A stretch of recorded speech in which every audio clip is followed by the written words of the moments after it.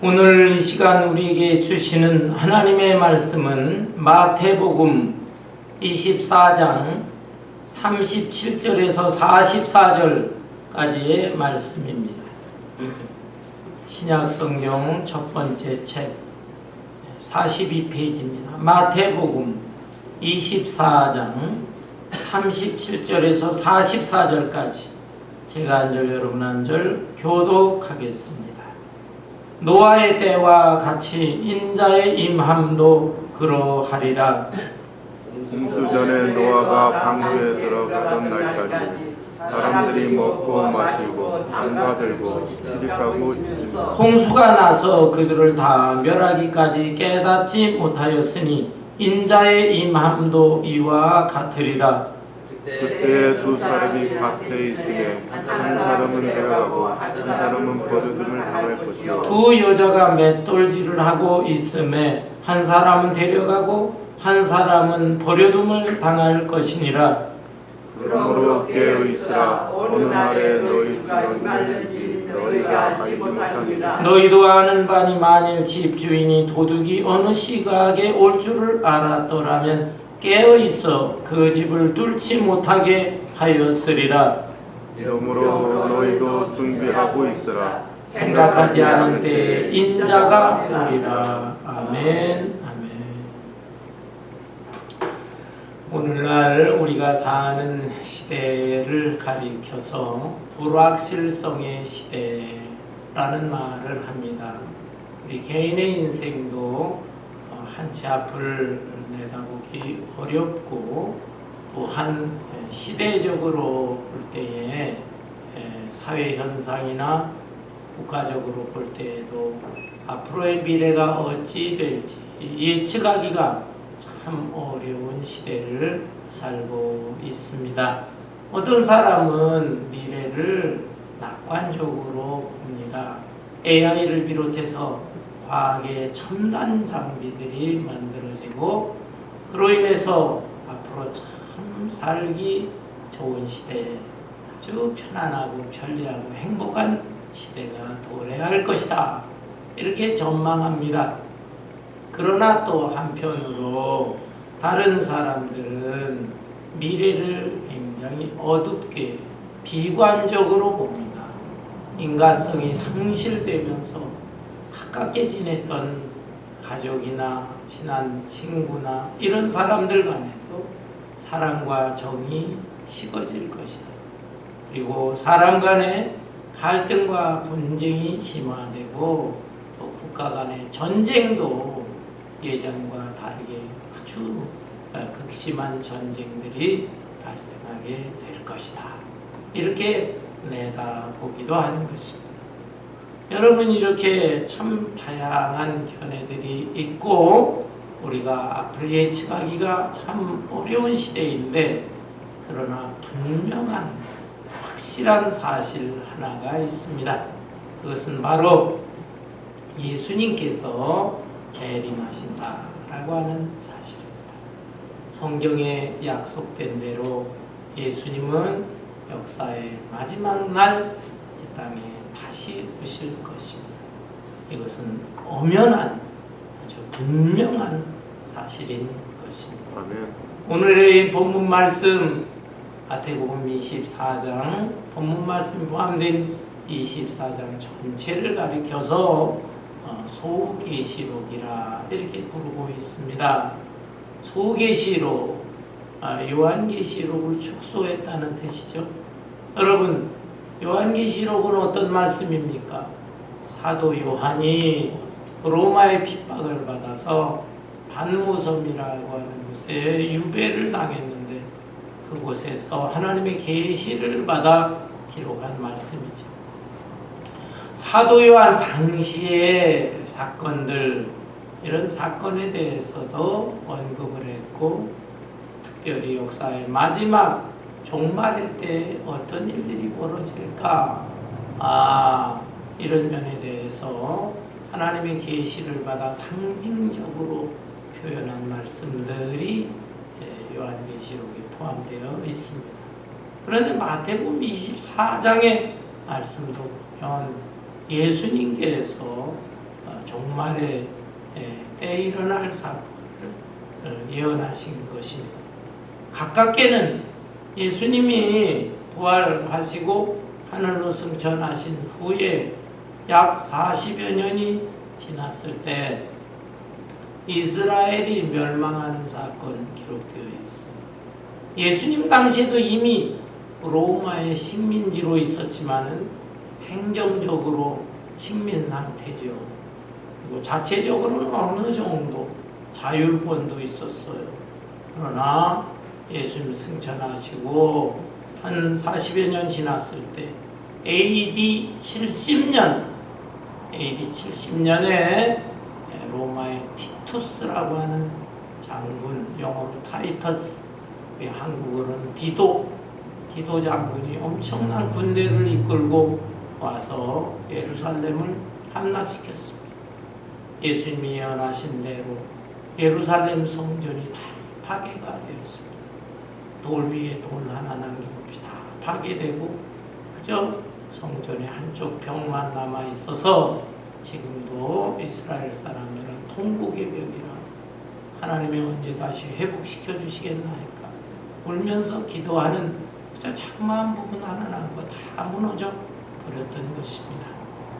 그런데 그때뿐만이 아니라 예수님은 역사의 마지막 때에 이런 일이 있을 것이다. 처체의 난리가 일어나고 기근과 지진이 발생할 것이다.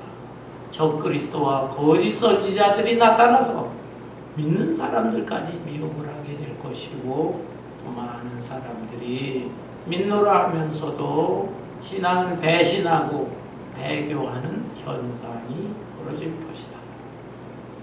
그러나 이러한 때에 복음이 온 세상 땅끝까지 전파될 것이고 그때 인자가 올 것이다. 그때 인자가 다시 오실 것이다. 분명히 예수님께서 예언하시고 약속하신 것입니다. 여러분, 예수님은 분명히 이 땅에 다시 오실 것입니다. 마치 어떤 엄마가 어린 자녀들을 집에 두고 얘들아, 너희들 두려워하지 말아라. 엄마가 잠깐 마켓에 들렀다가 올 거니까 엄마가 외출하는 동안에 너희들 염려하지 말아라. 두려워하지 말아라. 내가 금방 다시 올게. 이렇게 약속하고 따뜻한 말로 위로해 주는 것처럼 우리 예수님께서도 이 세상을 떠나 하늘로 승천하시지만은 오지 않은 장래에 다시 올 것이다. 이렇게 약속하신 것입니다. 요한복음 14장 1절 2절에 보면 너희는 마음에 근심하지 마라. 하나님을 믿으니 또 나를 믿으라. 내가 너희를 위하여 하늘에 처소를 예비하러 가노니 그 처소 거처를 예비하게 되면 너희들 있는 곳에 다시 와서 너희를 나 있는 곳에 영접하고 나 있는 곳으로 너희를 데려가리라 약속하셨어요. 여러분, 예수님의 재림은 부인할 수 없는 사실인 것입니다.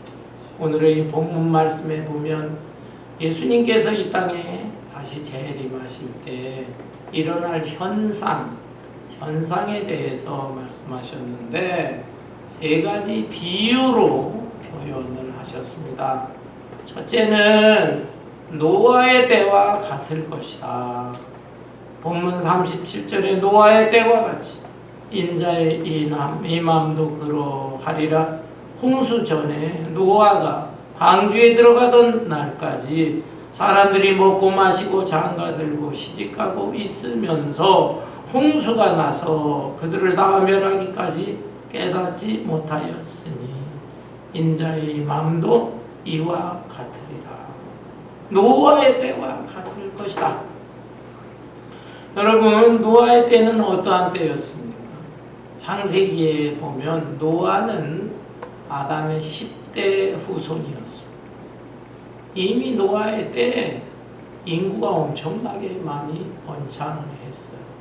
그런데 이 사람들이 창조주 하나님을 경외하지 않고 죄악과 더불어 먹고 마시면서 온 세상에 죄악이 가득했습니다.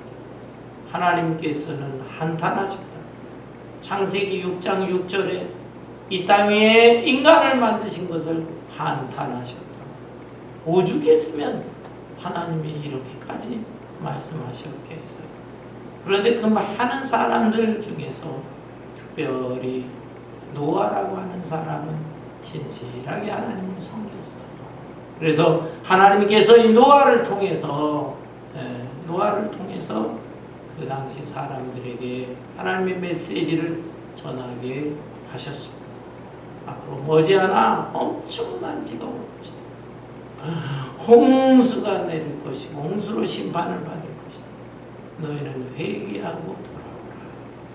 노아는 외쳤습니다. 그리고 하나님의 명령대로 산꼭대기에 올라가서 큰 방주를 만들었어요. 방주. 회개하고 돌아오는 사람들 방주에 들어가서 홍수 심판을 면하게 하려고 했던 것입니다. 성경에 보면 120년 언급이 되어 있는데 이 120년이 인간의 수명을 말하는 것인지 또는 노아가 120년 동안 방주를 만든 기간인지 아니면 일반 백성들 그 당시 사람들이 회개를 해야 할 기간인지 성경학자들의 의견이 분분해요. 정확하지는 않아요. 많은 목사님들은 120년 동안 노아가 방주를 만들었다라고 하는데 꼭 그런 것은 아닙니다. 그러나 어쨌든 오랜 기간 동안 노아가 방주를 만들면서 말씀을 외쳤습니다. 그런데 당시의 사람들이 어떻게 생각합니까? 무슨 비가 오고 무슨 홍수가 나고 이런 청천하늘에 걔 무슨 비가 온다고 저런 소리라는가. 저 노아 할아버지 저 사람 치매 걸린 환자인가 봐. 저 노인 말 헛소리 하고 있네. 비웃고 조롱했어. 홍수가 날 때까지 그들은 정신 차리지를 못했어. 결과적으로 노아와 노아의 가족들, 노아의 부인과 노아의 세 아들과 또 세 며느리만이 하나님의 말씀을 받아들였기 때문에 8 식구만이 방주에 들어가서 살아날 수 있었고, 홍수 심판 이후에 그들은 방주에서 나와서 제2의 인류의 조상이 되었던 것입니다. 그런데 오늘의 말씀에 보면은 홍수 전에 노아가 방주에 들어가던 날까지 사람들이 먹고 마시고 장가들고 시집가고 있으면서 그 당시 사람들이 먹고 마시고 장가들고 시집간다는 것, 그것이 뭐가 잘못된 것이기에 하나님께서 그렇게 벌을 내리셨을까? 이것은 일상생활에 있는 일 아니겠어요? 일상생활을 위해서 우리가 먹어야 되고 마셔야 되고, 결혼도 하나님께서 허락하신 거 아니에요? 장가들고 시집가고. 그게 뭘 잘못입니까? 이 말씀은 이런 일을 하는데, 일상생활을 하는데 여기에만 집착했다 이 말입니다. 창조주 하나님, 인생의 주인 되시는 하나님 앞에 예배하고 하나님을 섬기고, 이것이 인간의 가장 기본적인 도리인데 이거는 할 생각을 하지 않고 그냥 자기들의 그 육신생활, 일상생활 거기에만 집착을 하는 거예요. 그 일에만 바쁘게 지내고, 또 이 생은 이 생으로 끝나는 것이지 무슨 내생이 있는가? 죽으면 그만이지. 그리고 살아있을 때 여기에서 재미있게 지내자, 즐겁게 지내자, 이런 사고방식으로 살았다 이 말이에요. 이것을 하나님께서 참 한탄하시고 벌을 내리시게 된 것입니다. 사랑하는 성도 여러분, 오늘날에 어떻습니까? 오늘날에도 사람들이 지금 이런 모습으로 변하고 있습니다. 세상 사람들뿐만 아니라 예수 믿는다고 하는 사람들의 경우도 그저 내세는 내세고 하나님 앞에 갈 때는 갈 때라도 그저 내가 현재 할 일이 많아, 바빠, 거기에 참 몰입을 합니다. 그리고 천국과 지옥이 있는지 없는지.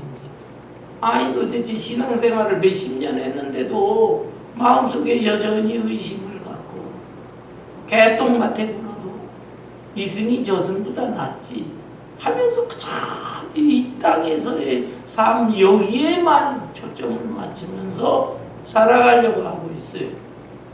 오늘날 많은 교인들이 다 세속화되어지고 있는데 이러할 때 우리는 깨어 있어야 합니다.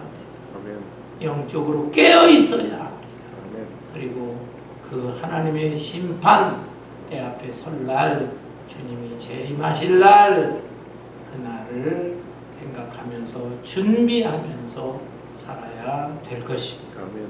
아울러서 두 번째로 예수님께서는 재림 때에 일어난 현상에 대해서 밭을 가는 농부와 또 맷돌질을 하는 여인의 비유를 하셨습니다. 여기 본문 말씀 40절 보니까 그때에 두 사람이 밭에 있음에 한 사람은 데려가고 한 사람은 버려둠을 당할 것이요 두 여자가 맷돌질을 하고 있음에 한 사람은 데려가고 한 사람은 버려둠을 당할 것이니라. 두 사람이 밭을 가고 있습니다. 그런데 한 사람은 데려감을 당한다. 들림을 받고 다른 한 사람은 버려둠을 당하게 될 것이다. 또 두 여자가 맷돌질을 하고 있습니다. 그런데 한 사람 데려가 들림을 받고 다른 한 사람은 버려둠을 당하게 될 것이다. 예수님의 이 말씀은 무슨 뜻일까요? 이 사람들은 분명히 친한 사이입니다. 가족이라든지 이웃이라든지 친구라든지 이런 사람들일 텐데 아무리 가까운 사이라 할지라도 하나님의 심판대 앞에 설 때에는 각자 개별적으로 설 것이다. 그리고 그들의 그 믿음을 보고 그들의 중심과 행실을 보고 어떤 사람은 천국으로 들어가게 되고 어떤 사람은 지옥으로 떨어지게 될 것이다. 여러분 19세기 덴마크의 유명한 크리스찬 철학자가 있습니다. 키엘 케고르라고 하는 사람인데 이 사람이 한 말 중에 인생은 하나님 앞에 단독자일 뿐이다. 하나님 앞에 단독자일 뿐이다. 라고 했습니다. 그저 가족들과 어울려 지내고 친구와 이웃들과 다 어울려 지내지만 이 세상을 떠날 때에는 혼자 떠나는 것입니다. 그리고 하나님의 심판대 앞에 설 때 개별 심사를 받는 거예요. 그래서 네가 이 땅에 있을 때 어떻게 생활했는가? 하나님이 다 한 사람 한 사람 평가를 하셔서 천국에도 가고 지옥에도 가고 천국에 가는 사람들 중에 하늘의 큰 상급을 받기도 하고 겨우 턱걸이 구원 받기도 하고 한다라고 하는 말씀입니다. 어떤 사람이 이런 무수기 얘기를 해요. 그 부인은 열심히 교회 다녀. 근데 남편이 안 다녀. 목사님이 신방을 왔어. 아, 우리 선생님도 좀 남편도 교회 나오시죠. 부인이 이렇게 열심히. 목사님, 제 아내가 교회 잘 다니는 거 제 덕분인 줄 아세요? 제가 주일날 교회 나가는 거, 평일날 교회 나가는 거 다 허락하기 때문입니다. 또 제가 헌금도 다 주잖아요. 헌금도 주고. 교회 여러 가지 봉사하는 일에 있어 하고 가서 하라고 제가 다 흔쾌히 허락을 하기 때문에 되어지는 것입니다. 제가 비록 교회는 나가지 않고 직장 생활도 하고 인간관계가 바쁜데 그러는 뭐 마지막 때에는 제 와이프 치맛자락 잡고서 가면 되지 않겠어요? 이런 얘기를 했다는 것입니다.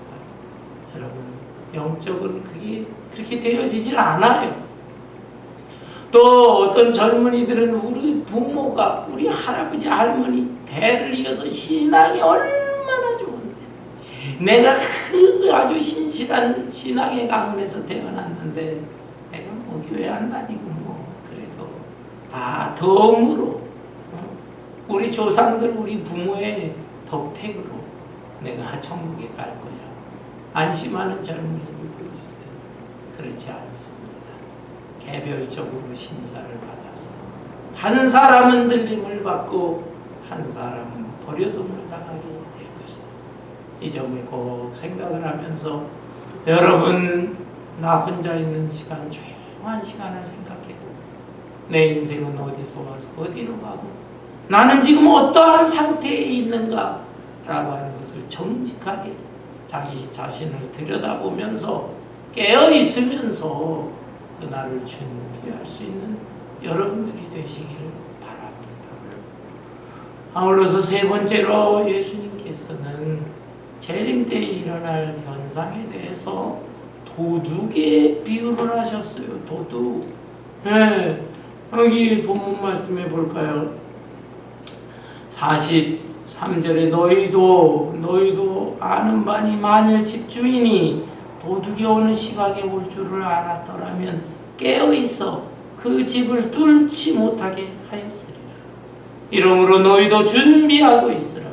생각하지 않은 때 인자가 오리라. 세상에 예수님께서 비유를 하실 때 어떻게 이렇게 자신을 도둑에다까지 비유를 하셨을까요? 이것은 예수님의 엄청난 자기 비하나 자기 그저 희생이나 이렇게 볼 수가 있습니다. 아니 비유를 해도 좀 선한 것에 비유를 할 것이지 악한 도둑에다가 비유를 하셨어요. 왜 이렇게까지 하셨습니까? 사람들에게 좀 자극을 주려고, 사람들에게 좀 이 재림에 대한 경각심을 주기 위해서 이렇게까지 하시면서 도둑의 비유를 하신 것입니다. 예수님 다른 말씀 중에 너희는 뱀처럼 지혜롭고 비둘기처럼 순결하라 말씀하셨어요. 아이고 뱀 징그럽고 강교하고 아니 대초에 그 하와를 유혹했던 그 짐승, 그런데 그게 뱀을 닮으라니 이렇게 생각할 수 있지만 다른 것은 닮지 않더라도 뱀의 지혜만은 닮습니다. 여기 도둑이 아주 악한 존재이지만 도둑의 특성상 밤중에 사람들이 그저 방심한 때 전혀 도둑이 오리라고 예상하지 않은데 그때 도둑이 온다. 그런 뜻에서 예수님도 그처럼 오실 것이다 하는 뜻에서 비유를 하신 것입니다. 예수님은 사람들이 미처 생각지 못할 때 그저 방심을 해가지고 예수님 생각을 하지 않을 때 그때 불현듯 갑자기 오실 수가 있다. 그러니 너희들은 항상 깨어서 준비하라는 것입니다. 여러분, 우리가 정령 밤중에 깨어있다라고 한다면 도둑이 들어와도 사실은 깨어있을 때에는 도둑이라고 볼 수가 없어요. 도둑이 어떻게 깨어있는 사람에게 도둑질을 해갈 수 있겠습니까? 그것은 하나의 손님이라고 할 수가 있어요. 한국의 어린이날 5월 5일 날이에요. 5월 5일 어린이날을 제정한 사람이 방정환이라고 하는 사람이에요. 우리 한국의 독립운동가 방정환 선생. 그런데 이 사람에게 이런 일화가 있습니다. 어느 날 방정환 선생이 자기 집 서재에서 책을 읽고 있는데 도둑이 들어온 거예요. 도둑은 식구들이 다 잠을 잔 줄 알고 한밤중에 들어왔는데 방정환 선생이 깨어 있었던 것입니다. 도둑이 먼저 놀래요. 꼼짝 말고 손들어! 칼을 들이대면서 외칩니다. 그러자 방정환 선생은 참 담대한 사람이었어요. 이 사람아, 어떻게 꼼짝 말고 손을 들 수가 있나? 자네가 꼼짝 말라고 하니까 내가 손을 못 들잖아. 그러니까 도둑이 생각할 때 그 말이 맞거든요. 그럼 말을 바꾸지. 손 들고 꼼짝 마. 왜 손 들고 꼼짝하고 있어? 가진 돈 다 내놔. 그래서 방정환 선생이 서랍을 뒤지고 390원을 줬다고 해요. 390원 당시로는 굉장히 큰 돈이에요. 그 돈을 주었어요. 그리고 자네 보아하니 지금 이런 일을 하고 있는데 살기가 어려운 것 같아. 밥은 먹었나? 밥상까지 차려주려고 했어요. 그랬더니 그런 거 필요 없어 하고서 휙 나가더랍니다. 그래서 자네 하면서 다시 한번 부르는 거예요. 내가 큰 돈을 줬는데 나한테 고맙다고 인사를 해야 될 거 아니야. 기분 나빠 하면서 그냥 뛰쳐나갔어요. 그 다음날 이 도둑이 잡혔습니다. 경찰 순경이 이 도둑을 끌고 방정환 선생 집에 왔습니다. 선생님, 이놈이 지난밤에 선생님 돈을 훔쳐갔다고 했는데 사실입니까? 라고 하니까 아닌데, 훔쳐간 적 없는데, 내가 돈 준 건데, 아니 이놈이 스스로 자백을 했는데 자기가 도둑이라고. 도둑 아니야. 우리 집에 온 손님이었어. 그래서 손님에게 내가 돈도 주고 또 음식도 대접을 하려고 했더니 그냥 간 것뿐이네 라고 했다. 경찰 순경이 멋쩍어가지고 알았습니다. 이 도둑이 큰 감동을 받고 그 앞에서 무릎 꿇고 평생 방정환 선생의 집안일을 돌보는 사람이 되었다고 합니다. 여러분, 깨어있는 사람에게는 도둑이 아니에요. 오히려 손님이. 우리 예수님께서 이 땅에 재림하실 때 우리가 정말로 깨어있다고 한다면 예수님은 귀한 손님이에요. 아니 귀한 손님 이상으로 우리의 신랑이 되신 분이라고 했잖아요. 영적으로는 우리가 신부가 되고 예수님은 귀한 신랑이 되시는 분입니다. 마태복음 25장에 보면 슬기로운 5처녀, 어리석은 5처녀, 10처녀 비유에 대한 말씀이 나옵니다. 옛날 이스라엘에서는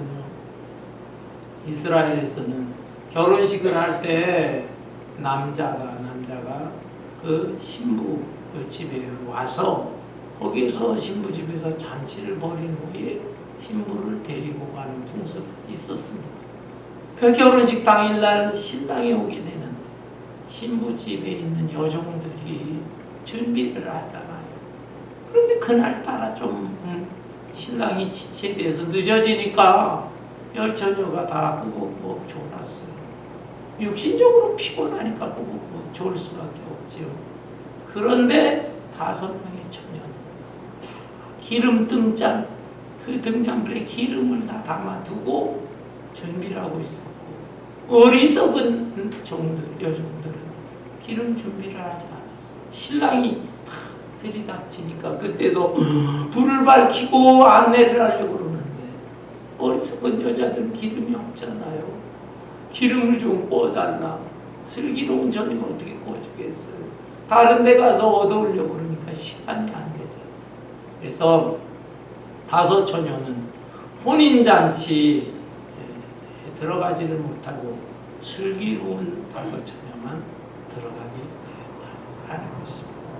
사랑하는 성도 여러분, 우리도 깨어 있어야 하고 깨어서 또 준비해야 합니다. 그렇다면 깨어 준비한다는 건 도대체 무슨 뜻입니까? 깨어서 준비하라. 우리가 그 육신적으로 잠도 안 자고 어떻게 맨날 깨어만 있습니까? 그런 뜻 아니죠. 육신적으로는 잠을 자야죠.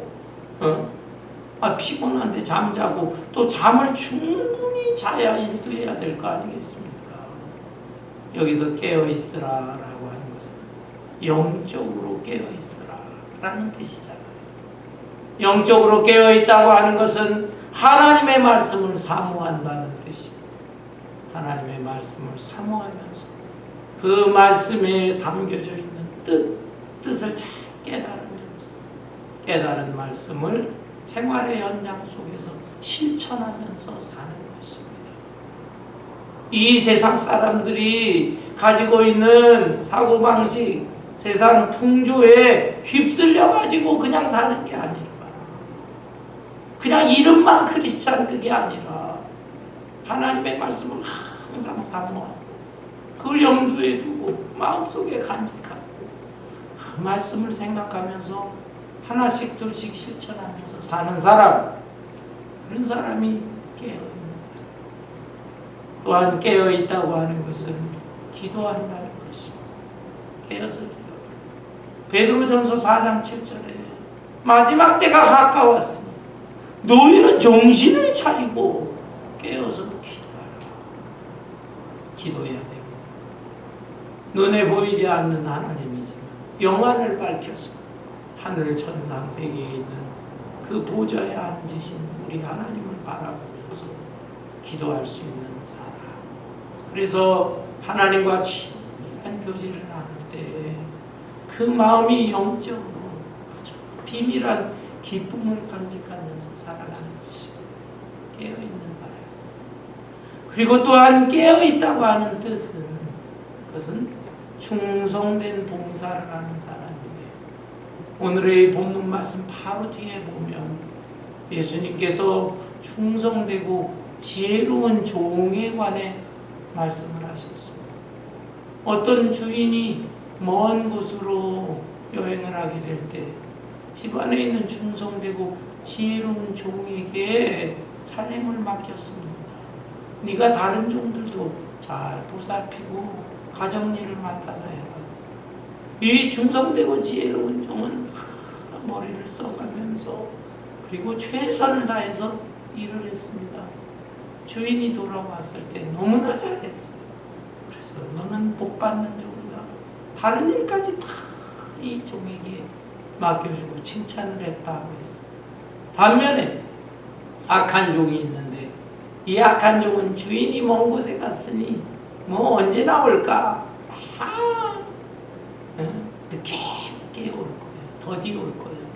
그렇게 생각을 하면서 자기의 동료들을 갖다 때리고 그리고 시간마다 술 취하고 방탕하고 이런 생각을 했어요.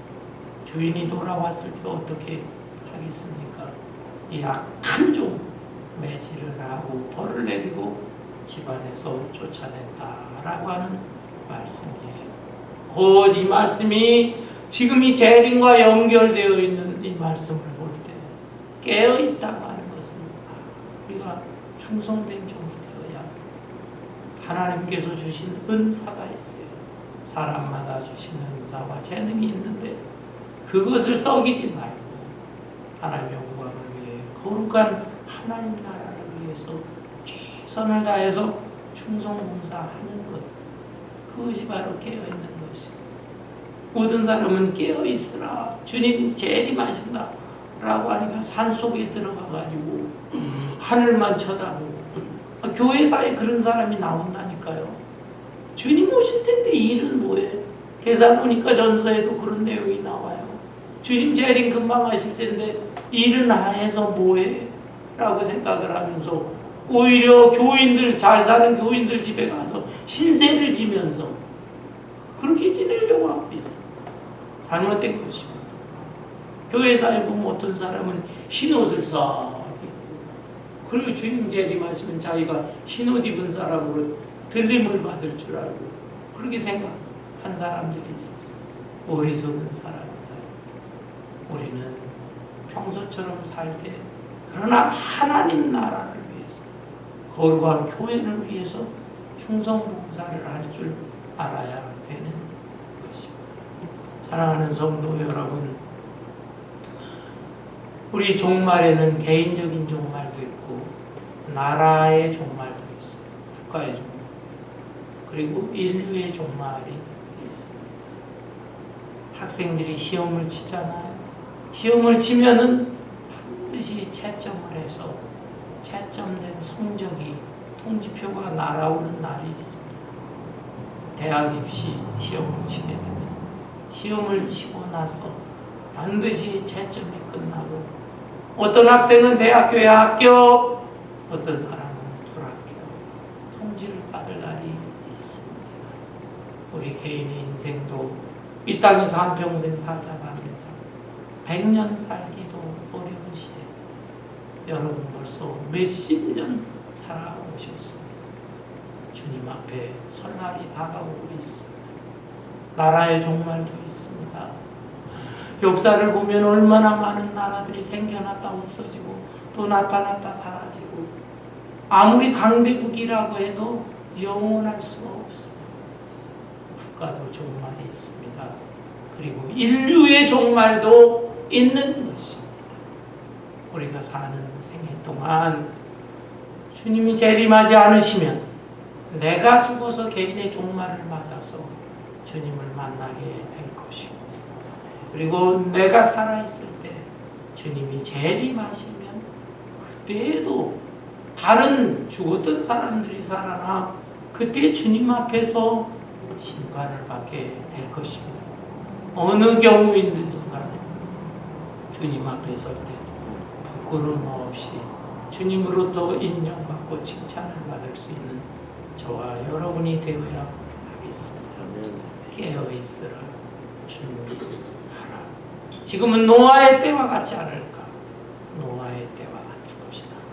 그리고 또 밭가는 농부와 이 맷돌질하는 여자들, 한 사람 들림받고 한 사람 버려도 못할 것이다.